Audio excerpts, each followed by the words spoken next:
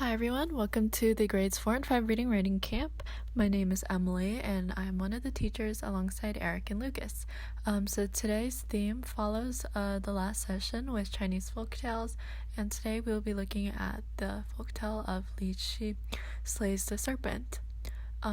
So like always, the reading article and any other supplemental videos or quizzes will be in the description box below. Story was first published in the 4th century compilation named Ji, which was basically a collection of like legends, short stories, and hearsay about Chinese gods, Chinese ghosts, and other supernatural beings. And it shares similarities with tales about like dragon slaying, but obviously it has a serpent instead. And it's been interpreted by some to represent feminism and bravery, as Li Qi goes against the ineffective male village officers who prefer to obey the serpent instead of trying to fight it. And the story also reflects the traditional Chinese values where sons are considered like strong and capable while daughters are looked down upon. And it also shows how being a coward and giving in to the monster instead of trying to fight it can lead to unnecessary deaths. And if the other villagers had fought the monster sooner, they wouldn't have had to live in fear and give sacrifices every year. Next, we'll go over the main characters of this story. So, first is Li Qi, and she is one of the 6 daughters of the Li family and is brave, has the characteristics of a stereotypical prince, but she is female.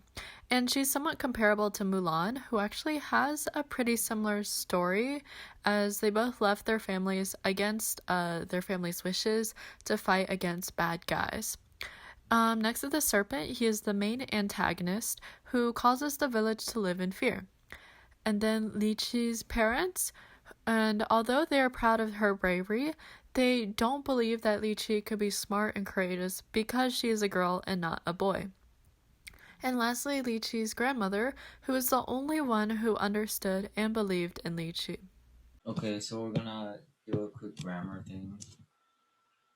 Okay, so we're talking about nouns today. So most of you, all of you probably know, a noun is a person, place, or thing, but more accurately is a person or a nurse, for example, a place, San Francisco, a thing, book, an event, a party or a war, a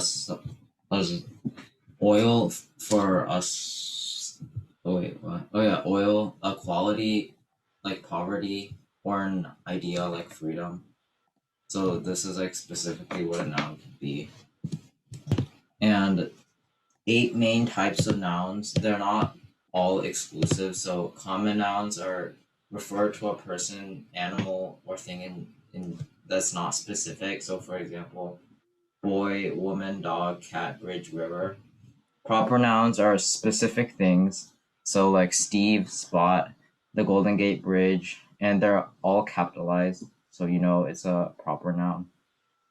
Concrete nouns refer to things that can be touched, heard, or tasted. So basically any of these, like girl, cat, Golden Gate Bridge, building, or donut. Abstract nouns are things that cannot be seen, touched, heard, or tasted, such as truth, danger, time, friendship, humor, economy, and happiness. So you can't touch, hear, or taste any of these things, but you can with these. Count nouns are nouns that have a singular and plural form, and it can be counted. So, for example, chairs, friends, couches, you can count them. And non-count nouns cannot be counted and are always singular, such as income, bread, coffee, water. You can't say you have multiple waters or breads or incomes.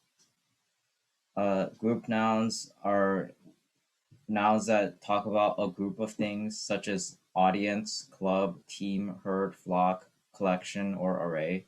So these all talk about a group of things.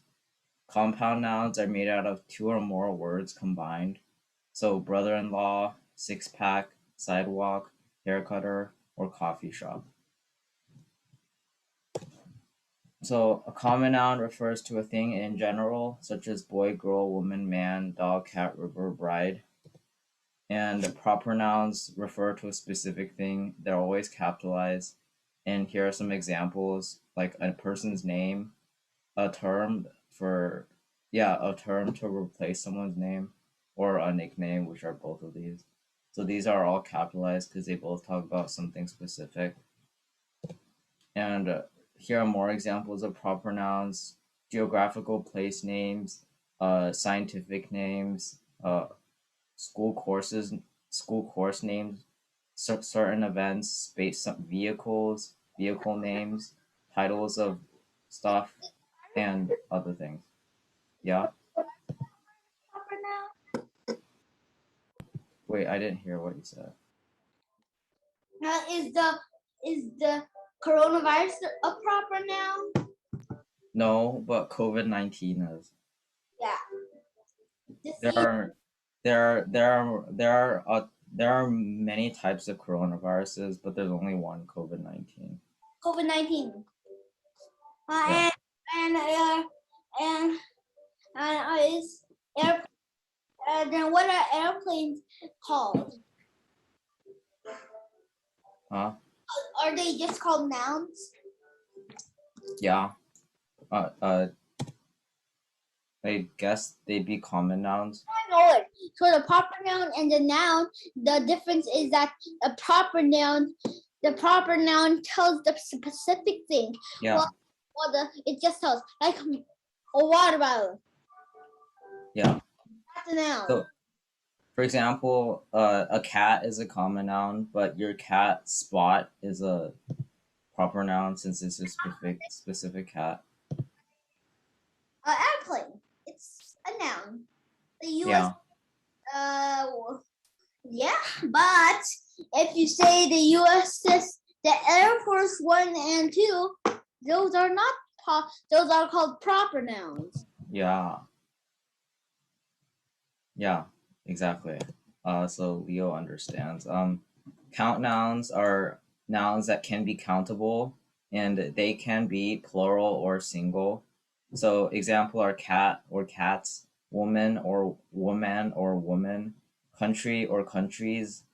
So in their singular form, you can put a, an, or the in front of them. So like a cat, the cat, or in plural form, you can put few, many, or not, or a number in front of them. So many cats, few cats, 18 cats, those will all work.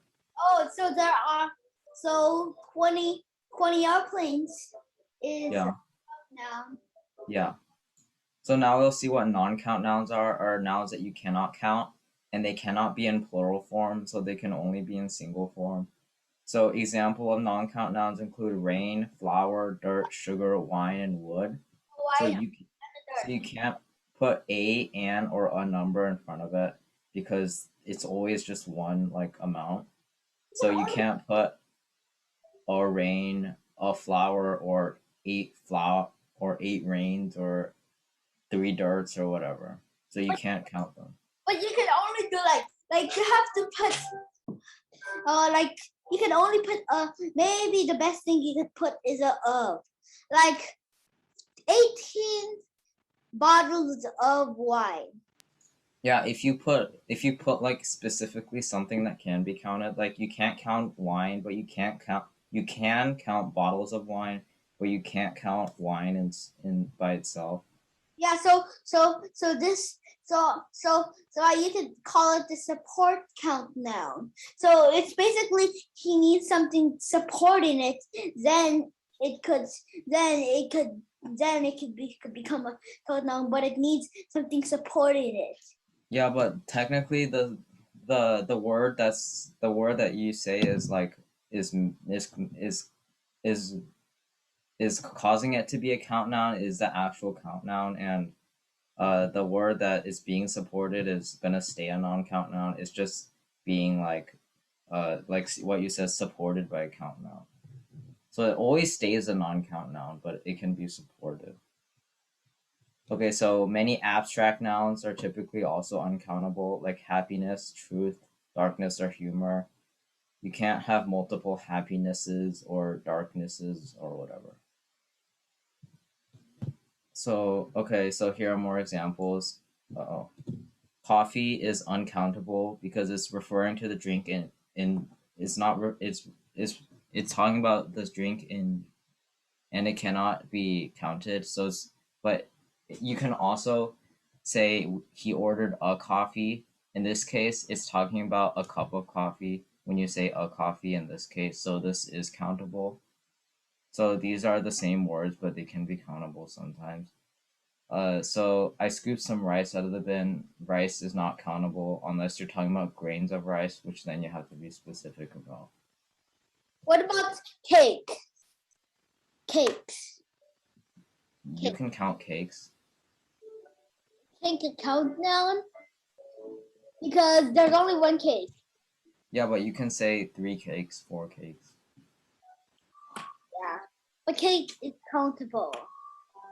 Unless you're talking about like the actual material, like the actual cake part of the cake, then it's not countable.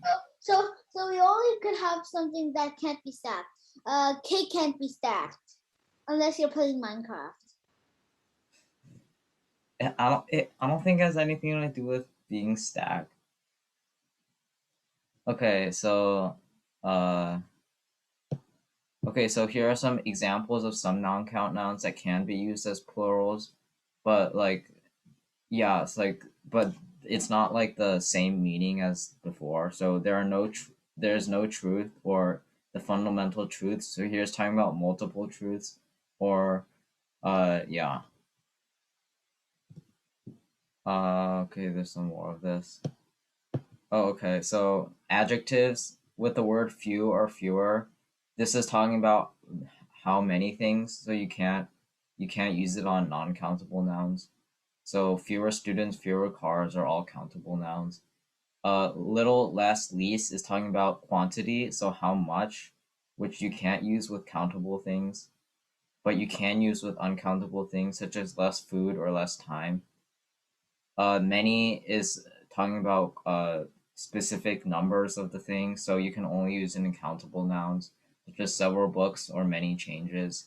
And much, again, is talking about quantity, so you can use it only with uncountable nouns, such as much pleasure or much sleep. Compound nouns are nouns from 2 or more words or parts, and they can be formed. Oh, that's next slide. They can be formed either by mashing them together into one word, like softball, redhead, makeup, or keyboard. They can just be put right next to each other, but not as one word. So with a space in the middle, such as post office, upper class, grocery store, and office supply store. So these all have spaces in between. Or they can be connected by a hyphen, such as 6-pack, 5-year-old, and son-in-law. And then when you make a compound noun plural, you add an S or ES to the end of the most important word, or the most important word. So spoonful, you add an S at the end, spoonfuls. Passerby, you add an S after the passer, passersby. And sister-in-law, you add an S at the end of sister, so that. Washing machine, the machine is the most important thing. So washing machines. Office supply store, the most important thing is the store. So office supply stores. So yeah, you can think about when you're adding an S to compound nouns, think about what you're actually making plural. So you're not making plural washings, but you're making plural machines. You're not making plural laws or inns, you're making plural sisters. So yeah. And group nouns talk about a group of things, such as a crowd, a choir, a class, a gang, a team, a swarm, a pack, a gaggle, flock, army, or a bouquet, fleet, pair, range, or wad. So lastly, we will end this session with a Kahoot on the grammar lesson and the story Lychee Slays the Serpent. But this will conclude today's session.